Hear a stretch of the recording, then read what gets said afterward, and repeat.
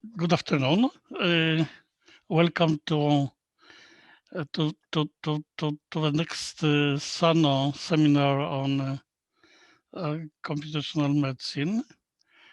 And this Monday we have as a speaker Professor Maciej Malawski. Maciej is well expert in efficient usage of distributed computing and storage infrastructures. He is also expert in optimization of scheduling of workflow applications. And Maciej is professor at the AGH Institute of Computer Science of the AGH University of Science and Technology. And in Sano, he is responsible for leading a small research team, as well as on preparation of the PhD program. But however, the talk will be about usage of distributed infrastructures for organizing efficient learning procedures. Well, Maćku, so floor is yours. Okay, good afternoon. Hello, everyone. I hope you can hear me. Thank you, Marian, for the introduction. So yes, my background is in parallel and distributed computing. And as in Sano, we are dealing with medical data and are focusing our research agenda on machine learning using artificial intelligence for building the models using patient data. Today, I'm going to talk about how we can use some recent developments, new algorithms to deal with some problems related to this collaborative building of machine learning models. So yeah, there are different types of seminars. Some of them show the recent results of research by the presenters, and some of them are, as Marian also asks us to present some interesting work done by others that we have recently seen or read about. So this is going to be the second type of seminar. I'm going to talk about current research that is done in many other places, but also we are going to focus on this type of research at Sano. Okay, the outline of my talk is to give you some basics, some fundamental algorithms about distributed averaging that is used in this machine learning settings, also about secure protocols for preserving privacy. And after this introductory part, I will give some examples of medical applications of these technologies. And also I will outline some problems, challenges that are still open and where more research is needed. So yeah, the main challenge and the main question in this distributed learning problem is whether and how can we do computing on data that we don't own, and moreover that we even cannot see this data. And these examples may come from various domains, and the first example was from the mobile phones, when companies such as Google tried to train machine learning models for predicting the text in the keyboards of your smartphones. And of course, there is a lot of sensitive data where people type in keyboards. So question is how we can do this training without sending this data. And of course, the medical data has very similar problems, challenges, because of privacy issues and and also all these agreements and so on. So the traditional way of doing this type of collaborative work is to just do data sharing. Yeah. So there are multiple nodes, which can be either cell phones or they can be different hospitals with different patient data. And in order to train a machine learning model, we have to send this data to some central server. We call it here just a cloud. Yeah, we send it somewhere to the cloud, and then we build a model based on these data points, which will fit our model and allow us to do predictions later on. So this, of course, requires sending this data from the nodes to the cloud, and it means that in this case the data has to leave hospital, for example. There are some regulations like GDPR, but they not always help. In this case, yeah, even in Poland, sometimes when you go to a doctor, you are not called by your name, just by the number. And there are different interpretations of this. So I'm going to show you that there are some technological solutions that can also help with this data sharing and do it in a different way. So the basics of federated learning come from the paper that was published by Google, so by researchers from Google in 2017. They presented this concept of learning of deep networks from decentralized data. And basically, the main concept is that instead of sending the data to the cloud, the nodes share their model with the centralized server, but the data remains local.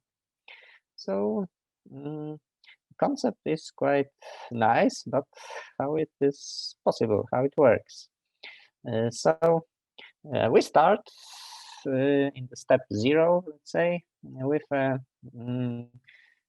such a setup that the server, the cloud, begins with a model that is untrained. Yeah, so we have some randomly picked or arbitrarily chosen prediction model which hasn't been trained on any data yet.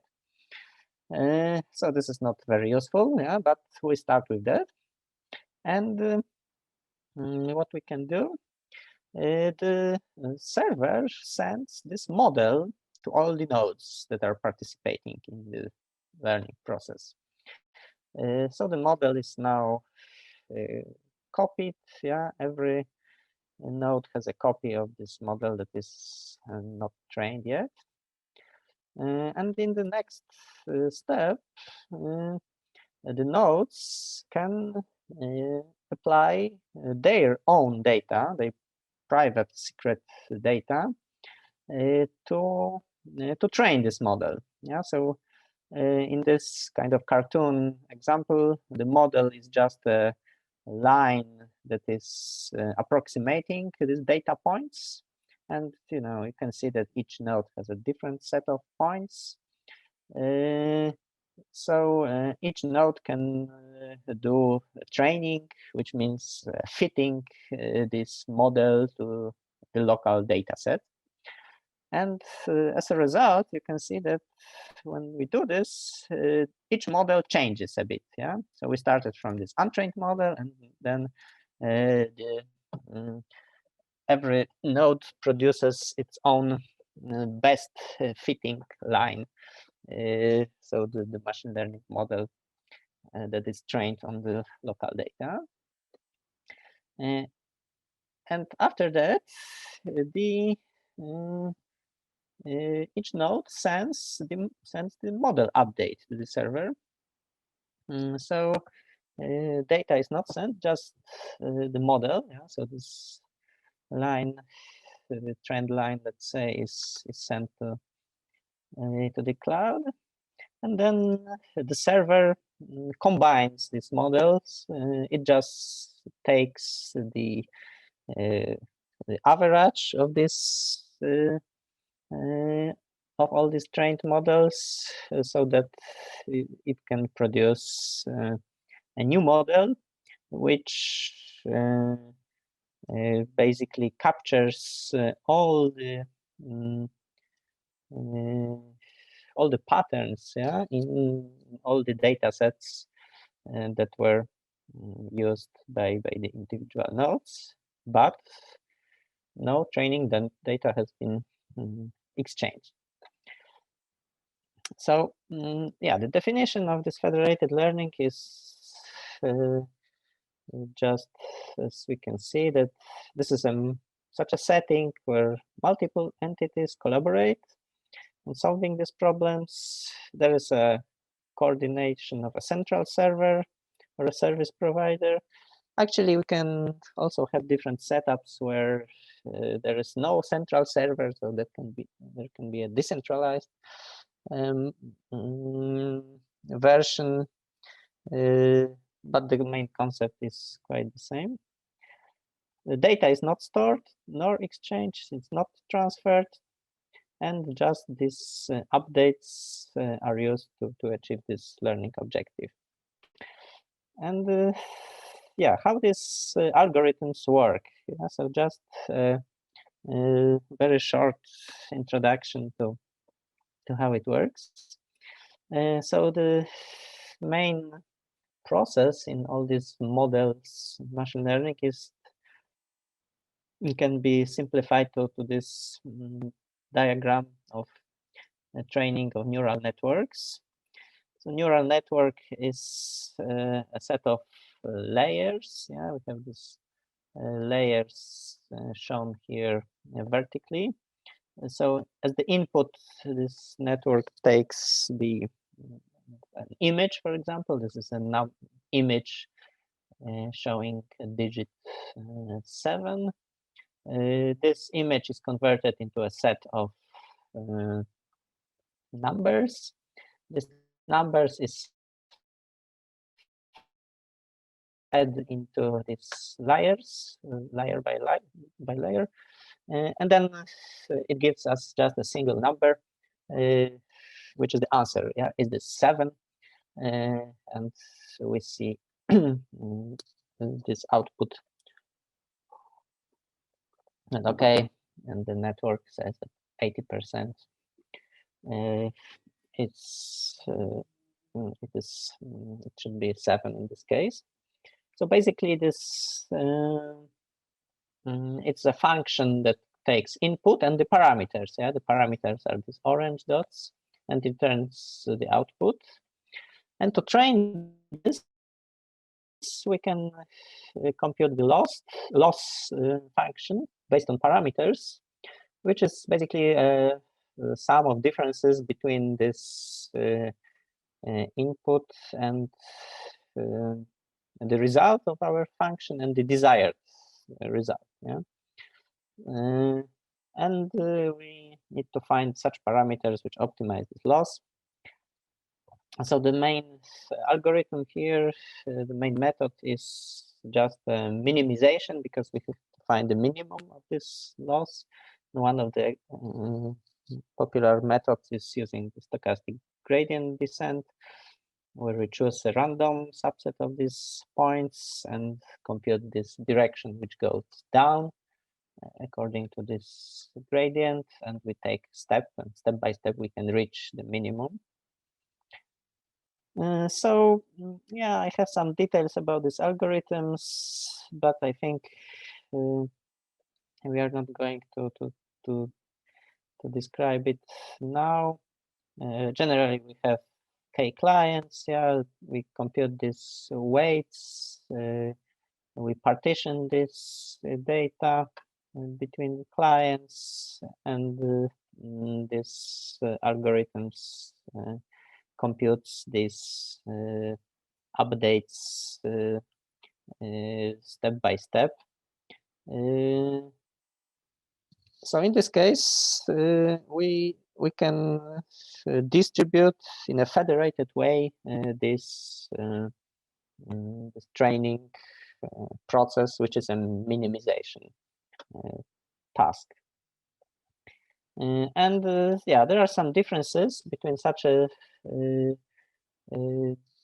federated learning and a distributed training in a data center, where so in this original paper by Google, they compared this training on smartphones with training on data inside a single data center, and there are differences between communication costs and computational costs. Of course, when we have many mobile devices, then the communication is more expensive and the processing is relatively cheaper. But when we, yeah, there are problems that some clients may connect, disconnect, and so on. And so this can be, this needs to be addressed also by the algorithms. So in this case, yeah, it's more, it's more appropriate to actually use additional computing in the device to minimize the communication. And this was for the smartphones. In the medical settings, where we have hospitals, for example, participating, then we can assume that they have a quite larger computing infrastructure and better bandwidth. But if we talk about, I don't know, individual patients with some wearables, all these smart watches, for example, then this is more similar to the smartphone scenario here, yeah, where we have the first care physicians. We have also more distributed scenario, because we can have thousands of these doctors instead of just 5 hospitals. Yeah, so there are different types of configurations here. There are some typical assumptions that are used in distributed learning, which don't hold in the case of federated learning. So in the ideal case, we would like to have IID property, so the data should be independent, identically distributed, so that all the samples come from a process that is has no memory from the past generated samples, so such something like random variables, and then number of clients usually is much smaller than the number of examples per client. And also when we distribute it in a cluster for training, then we can do it equally so that each node has an identical number of data points. But in the federated optimization, these assumptions are usually violated. So typically the data is stored across large number of devices, of course, depending on the setting, as I said. Communication problems, unbalanced data, non-IID properties. Also, these compute nodes can be unreliable. They can come, they can go, but we still want to train our model and appropriately choose these weights, yeah, to avoid any bias. The data can be dynamically available. It can change depending on time of day or place and so on. So there are a lot of interesting points to address. And then, of course, there are still some privacy issues which we need to solve. And so let's go through through some of them as the examples. So when we exchange these models, between our nodes and the cloud, one question is whether these updates can contain some data that is also sensitive. And what can we do with that? And one of the answers is also from the same group. This is an algorithm for secure aggregation of data, or I mean, the aggregation of these updates, from different models. So the data is not sent, the primary data is not exchanged, but we want to make sure that the server can aggregate these updates, but it cannot inspect the individual updates. So these individual packets of data that are sent are sent in such a way that they are useless without being combined with the others. And how this can be done? So when the node sends the update, this update, the information about this update is covered with an additional mask. So for example, in the node 1 will add a mask that is this blue triangle and this orange, and this mask is pairwise distributed. So the second matching pair of this second element of this pair, the blue one, is distributed to node number 2, and the second counterpart of this orange is distributed to node number n. And these masks are created in such a way that they cancel out each other. So when we add up this blue upper triangle with this blue lower, this gives us 0. Also here it will give us 0 and here, but when we send the data from node 1 together with this mask, this is a kind of encrypted, because we don't use it, we cannot use it individually. So the server actually gathers this data, and only when it has all of them, it can combine them together. And there is one additional element to this protocol, so that it needs to use this Diffie-Hellman secret key agreement to distribute these keys, masks.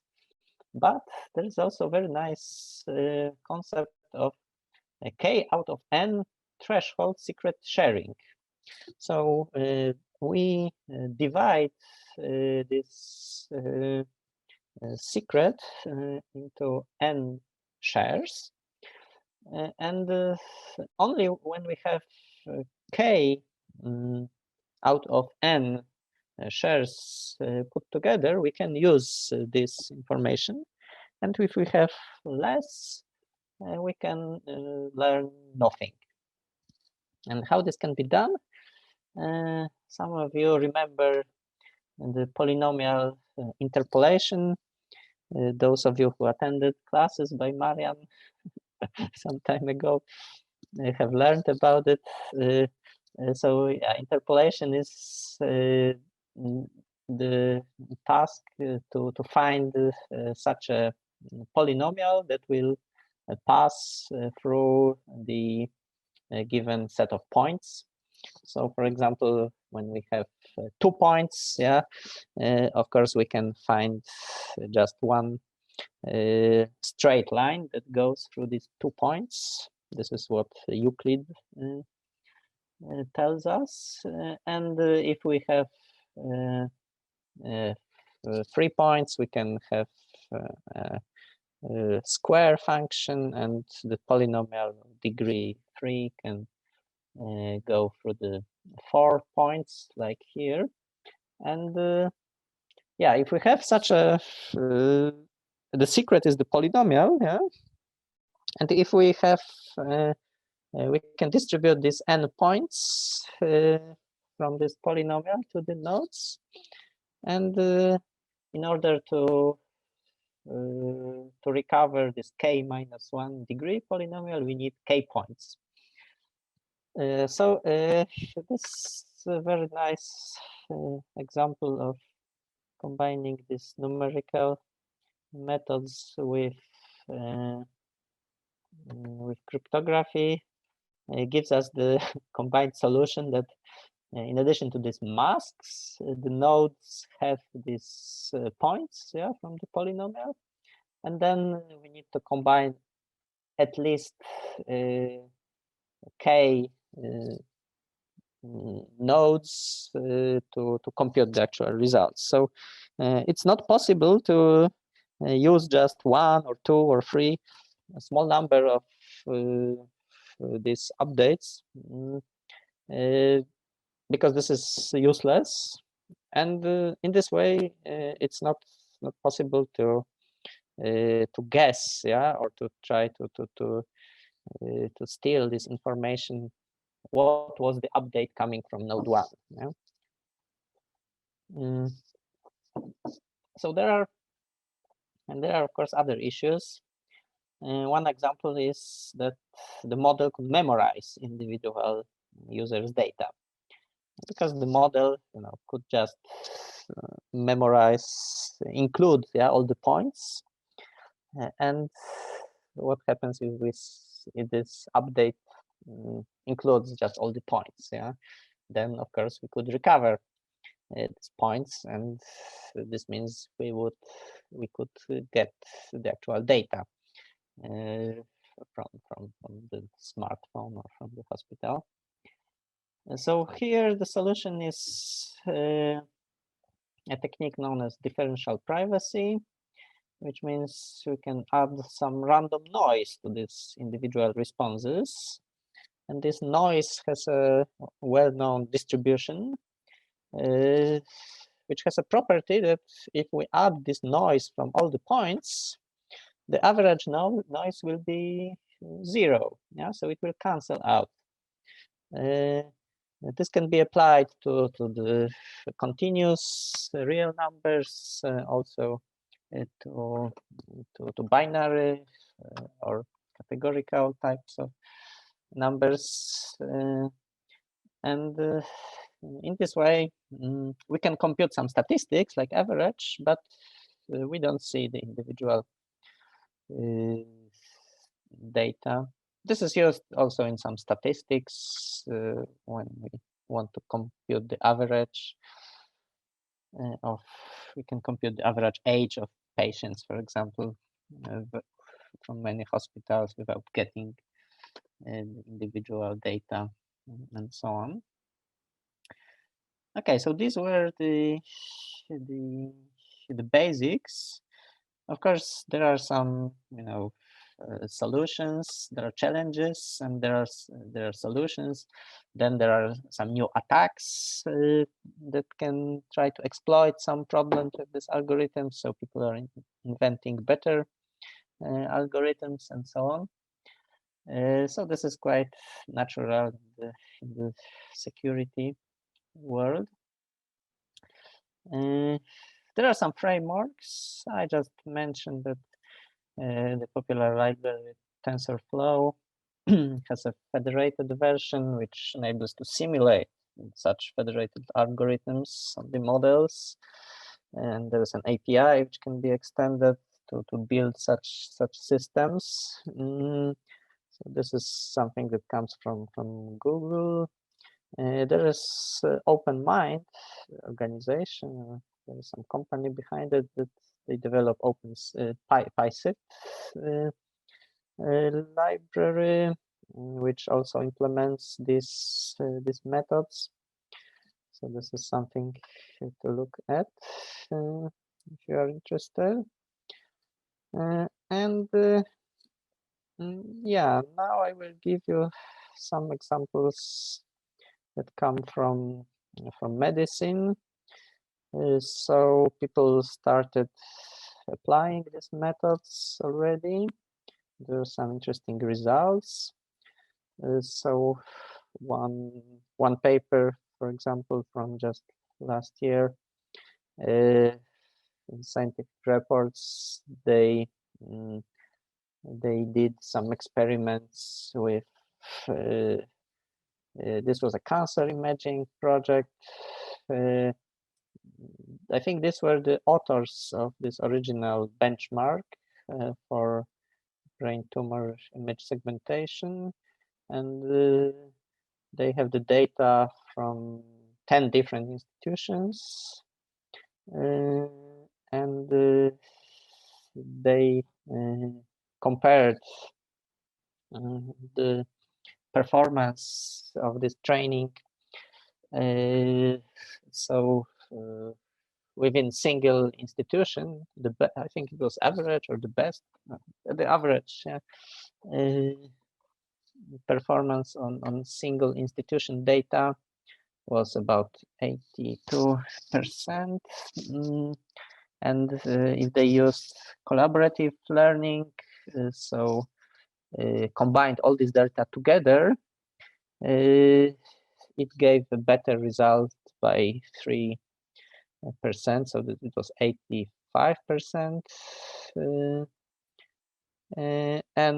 But federated learning, where all this data was not aggregated, exchanged, only the model was exchanged, it gave also quite nice improvement, slightly lower than this collaborative learning. But yeah, conclusions, as they say, is that this is quite comparable, and also it has some other properties like being more stable when you add more data to the training set. So this is one example. Another example was recently published in. It's not a publication in a journal, only an archive. But this was example of using some COVID-19 data set. This is the open access set of X-ray images from this pneumonia caused by COVID. So there are several thousand of images, and they did some pseudo distributed training. So yeah, in this case, it's possible to do this training on just one machine, simulating the central server and multiple hospitals, let's say. And yeah, in this paper, they just compared the various network architectures and report on their performance. So this is not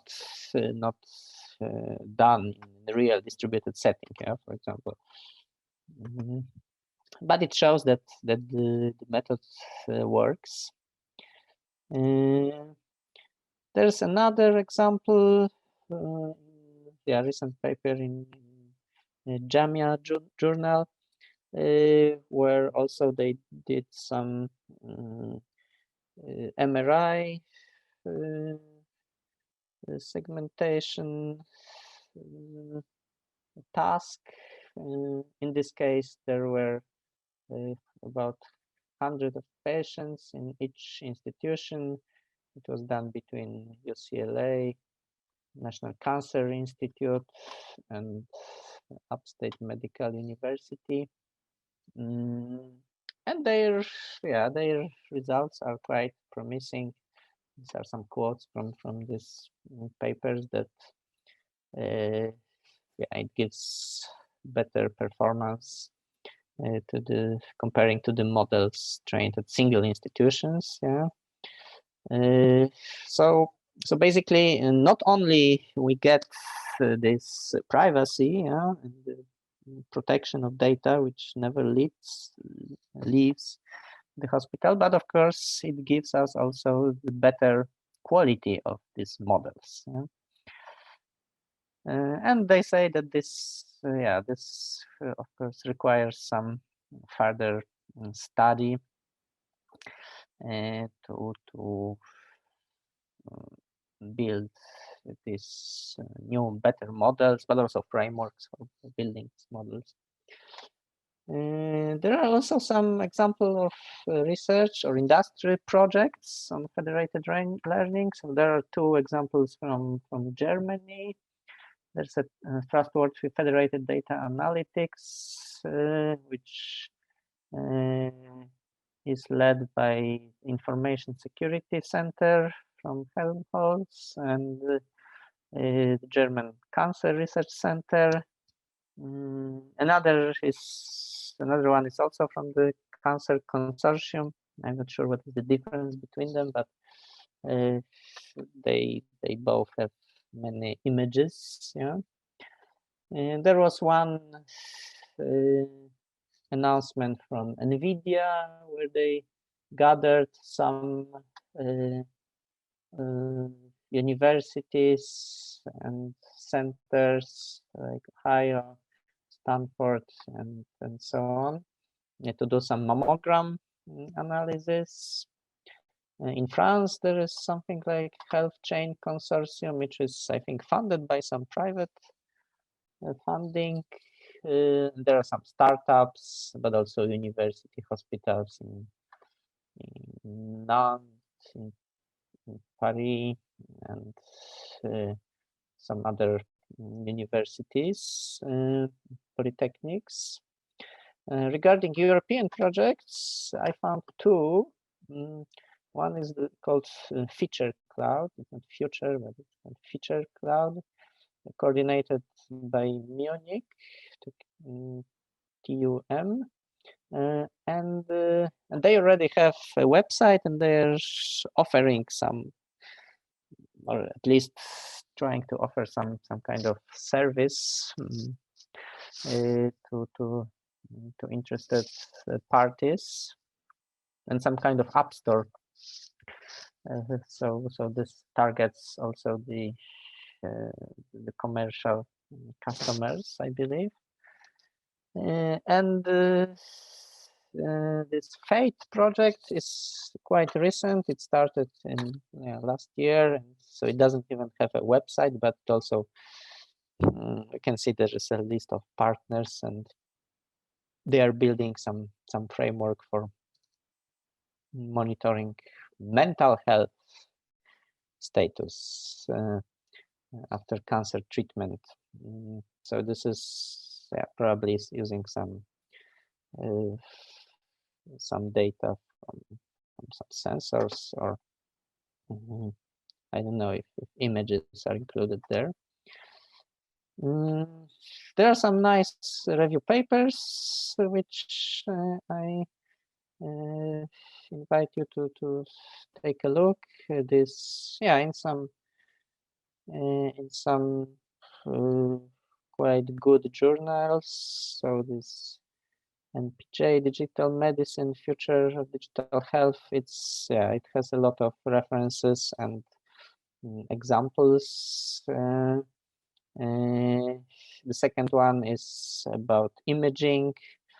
So this is also quite recent work. And in the based on this literature and this what we can read about, of course we can see that there are many challenges and considerations for this federated learning in healthcare. So based on this first paper, we can group them in some groups like dealing with data heterogeneity. So basically, this is something which is common to any type of learning in a distributed way, whether we send the data or whether we send only model updates. We still have to deal with these modalities, different protocols, local demographics, and the problem that the global optimal solution may not be optimum for individual participants. Of course, this is more difficult in federated learning, because in centralized way we could just see the raw data and adjust our training to that. What is interesting is the trade-off between privacy and security. I mean, the challenges of this. So the trade-off is between privacy and, for example, performance. Yeah, this is important in more massively distributed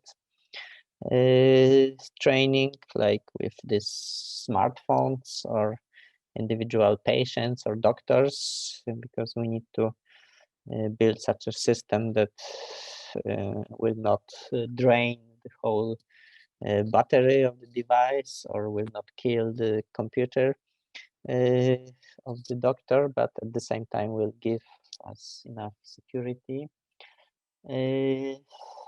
Of course, it depends whether we deal with trusted or non-trusted parties, because we can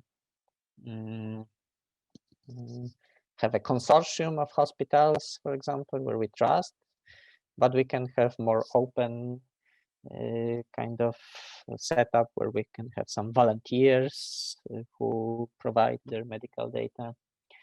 And of course, there are still many security issues, like I mentioned, new possible attacks on these systems and new solutions. So this is always this arm race between the good and the evil in this case. But also, for example, this traceability and accountability is also important, because first of all, we need to have some explainable AI, but also we want to have it reproducible in some cases. Yeah. So we want to show, the provenance. This model was trained, but on which data, why the results are such and such. And if we don't see this data, somehow we need to also include this this information somewhere. And of course, from the systems perspective, there are a lot of challenges, because these are distributed systems. So we need to deal with heterogeneous hardware. We need to deal with networks, system administration, integration with existing systems, and providing all the desired properties of distributed computing, like performance, reliability, fault tolerance, and low costs. Yeah. Okay, so I think I'm going to stop with this challenges. So just to give a short summary, so these federated learning mechanisms are techniques that can use distributed, sometimes very highly distributed set of clients for training these models without sharing the data. I have shown you the algorithms for this federated averaging and secure aggregation, so I hope it will be useful to understand some of the basic assumptions and methods. This differential privacy can also help there. We have different scenarios. We can have this data center, collaborative distributed sharing. We can have cross-silo federated learning. So this is something like connecting many hospitals, but we can also have cross-device federated learning, like with many smartphones or patients or doctors. And these medical applications of this technology, many projects are just coming. Just one remark that we should not be always limited to federated learning. In this case, we can have something more general like federated analytics, just for example, for secure aggregation, computing statistics of data, like just the simple example of having the average or sum without transferring individual numbers.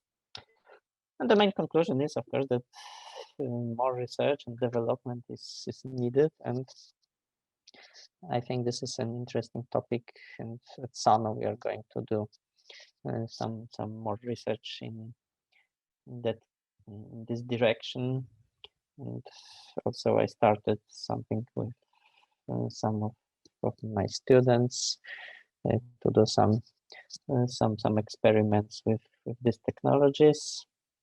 And yeah, as a last slide, I'm leaving the references to some of the papers, and there is even a comic book online by Google where you can read about these concepts.